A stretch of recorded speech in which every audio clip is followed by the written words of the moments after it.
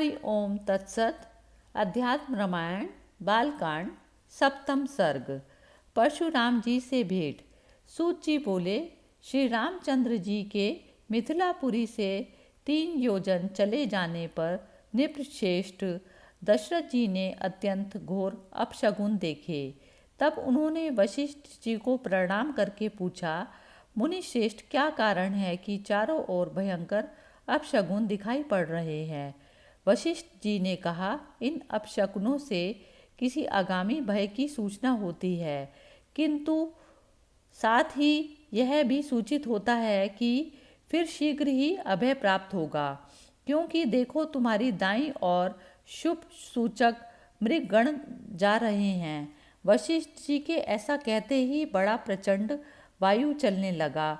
उसने धूलि बरसाकर सबके नेत्रों को मूंद दिया। फिर उन्होंने चलते चलते तेज का पुंज अपने सम्मुख उपस्थित हुआ देखा।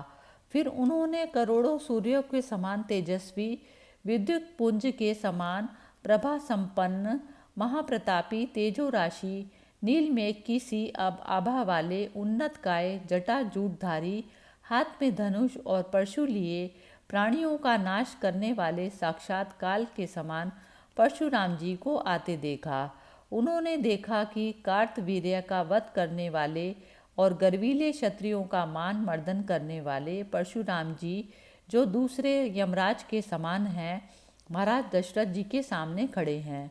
उस समय महाराज दशरथ जी उन्हें देखते ही भयभीत हो गए और अर्ध्यादि से उनकी पूजा करना ही भूलकर कहा, रक्षा करो, ऐसा कहकर पुकारने लगे और दंडवत प्रणाम करके बोले, मुझ पुत्र के प्राणों का दान दीजिए। इस प्रकार प्रार्थना करते हुए राजा की ओर कुछ भी ध्यान न देकर उन्होंने क्रोध से व्याकुल हो कठोर वाणी से रघुत्तम श्री रामचंद्र जी से कहा, अरे क्षत्रियधम, तू मेरे ही समान राम नाम से विख्यात होकर पृथ्वी में विचरता है।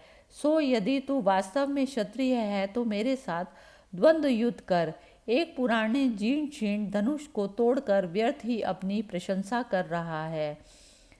रघुकुल उत्पन्न, यदि तू इस वैष्णव धनुष को रोंदा चढ़ा देगा तो मैं तेरे साथ युद्ध करूंगा, नहीं तो मैं अभी सबको मार डालूंगा, क्योंकि क्षत्रियों का अंत करना तो मेरा काम ही है। परशुराम जी के ऐसा कहने पर पृथ्वी बारंबार कांपने लगी और सबके नेत्रों के सामने अंधकार छा गया। तब दशरथ नंदन वीर वर राम ने परशुराम जी की ओर रोषपूर्वक देखते हुए उनके हाथ से धनुष छीन लिया और उस पर अनायास ही रोंदा चढ़ाकर अपने तरकश से बाण निकालकर उस पर रखा और उसे खींचकर भृगुनंदन परशुराम जी से कहा, ब्राह्मण, मेरी बात सुनो। मेरा बाण अमोघ है, यह व्यर्थ नहीं जाता। इसके लिए शीघ्र ही लक्ष्य दिखाओ। अपने पुण्य से जीते हुए लोक अथवा अपने चरण, इन दोनों में से मेरी आज्ञा से शीघ्र ही किसी एक को बताओ, उसी को इस बाण से भेद डालूंगा। अब तुम इस लोक या परलोक में कहीं नहीं जा सकते। अब तुम्हारे साथ मेरा जो कुछ कर्तव्य है वह तुम मेरी आज्ञा से ही शीघ्र बताओ। श्री राम जी के ऐसा कहने पर भृगुनंदन परशुराम जी का मुख मलिन हो गया।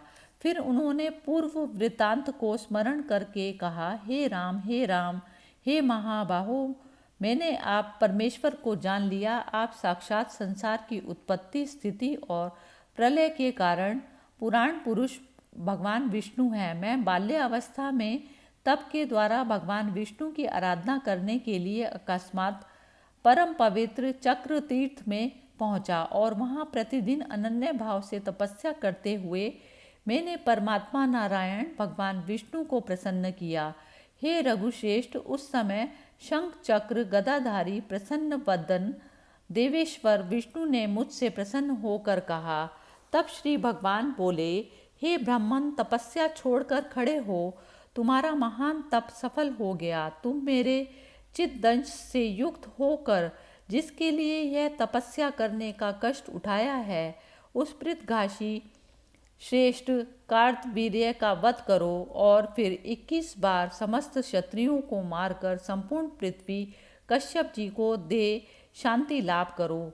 मैं अविनाशी परमात्मा त्रेता युग में दशरथ के यहाँ राम नाम से जन्म लूँगा।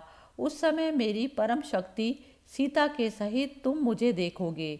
तब पहले इस समय तुम्हें दिया हुआ अपना तेज मैं फिर ग्रहण कर लूँगा। तब से तुम तपस्या करते हुए कल्पांत पर्यंत पृथ्वी में रहोगे। ऐसा कहकर भगवान विष्णु अंतर्ध्यान हो गए और मैंने जैसा उन्होंने कहा था वैसा ही किया।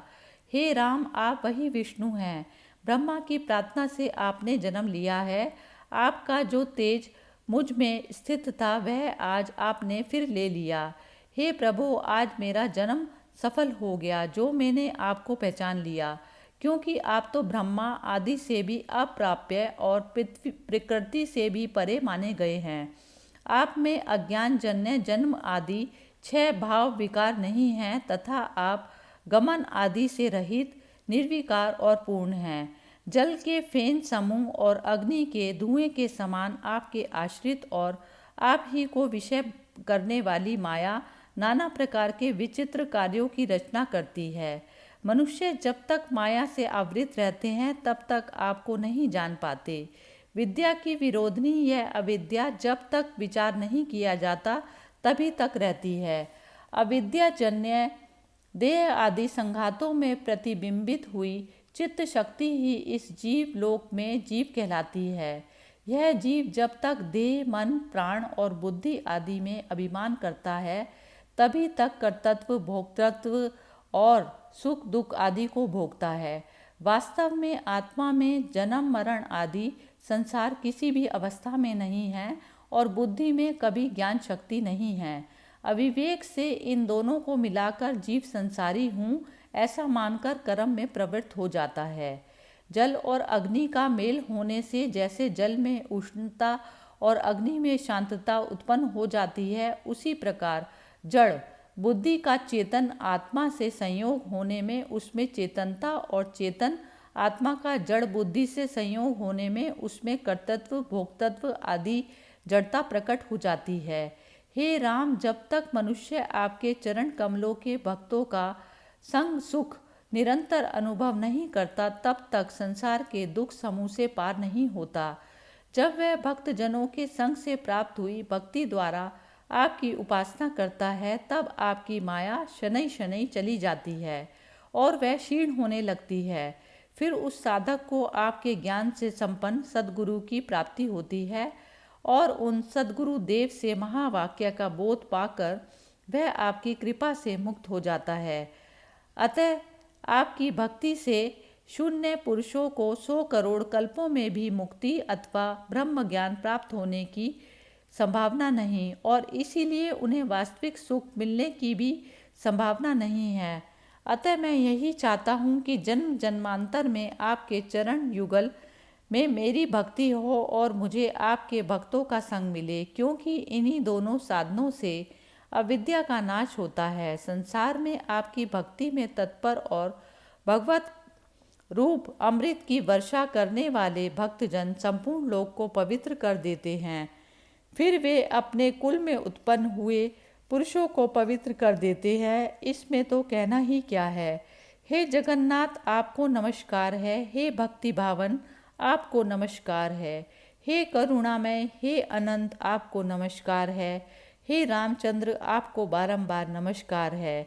हे देव, मैंने पुण्य लोक प्राप्ति करने के लिए कुछ पुण्य कर्म किए हैं, वे सब आपके इस बाण के लक्ष्य हों। हे राम, आपको नमस्कार है। तब करुणा में भगवान श्री रामचंद्र जी ने प्रसन्न होकर कहा, हे ब्राह्मण, मैं प्रसन्न हूँ। तुम्हारे हृदय में जो जो कामनाएं हैं उन सभी को मैं पूर्ण करूँगा, इसमें कोई संदेह नहीं। तब परशुराम जी ने प्रसन्नचित होकर राम से कहा, हे मधुसूदन राम, यदि आपकी मेरे ऊपर कृपा है तो मुझे सदा आपके भक्तों का संग रहे और आपके चरण कमलों में मेरी सुदृढ़ भक्ति हो, तथा कोई भक्तिहीन पुरुष भी यदि इस स्तोत्र का पाठ करे तो उसे सर्वदा आपकी भक्ति मिले और ज्ञान प्राप्त हो तथा अंत में आपकी स्मृति रहे। उसके बाद श्री रघुनाथ जी के ऐसा ही हो। इस प्रकार कहने पर परशुराम जी ने उनकी परिक्रमा कर उन्हें प्रणाम किया और उनसे पूजित हो उनकी आज्ञा से महेंद्र पर्वत पर चले गए। राजा दशरथ ने राम को मानो मृत्यु से लौटे हुए समझ अत्यंत हर्ष से बारंबार आलिंगन कर और नेत्रों से आनंद अश्रुओं की वर्षा करने लगे। इसके बाद वे सब प्रसन्न चित्त से अपनी अयोध्यापुरी में आए। वहां पहुंचकर राम, लक्ष्मण, भरत और शत्रुघ्न अपनी अपनी पत्नियों के साथ देवताओं के समान अपने अपने महलों में रमण करने लगे। सीता के सहित श्री रामचंद्र जी ने अपने माता पिताओं का आनंद बढ़ाते हुए इस प्रकार रमण करने लगे जैसे वैकुंठ लोक में भगवान श्री विष्णु लक्ष्मी जी के साथ विहार करते हैं। इसी समय केकई के भाई भरत जी के मामा युधाजित भरत को प्रीतिपूर्वक अपने यहाँ ले जाने के लिए आए। शत्रुदमन महाराज दशरथ ने भी युधाजित का सत्कार कर उनके स्नेहवश भरत और शत्रुघ्न को उनके साथ भेज दिया।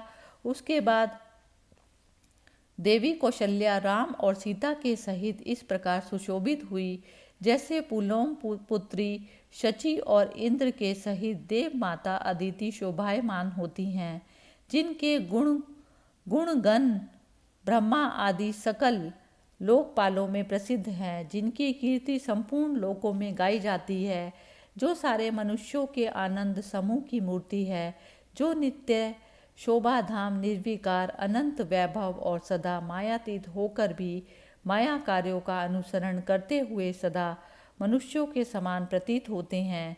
वे अखिलेश्वर भगवान राम सीता जी के साथ साकेत अयोध्या धाम में विराजने लगे। इति श्री मध्य अध्यात्म रामायण उमा महेश्वर संवादे बालकांडे सप्तम सर्ग समाप्त। हरि ओम तत्सत।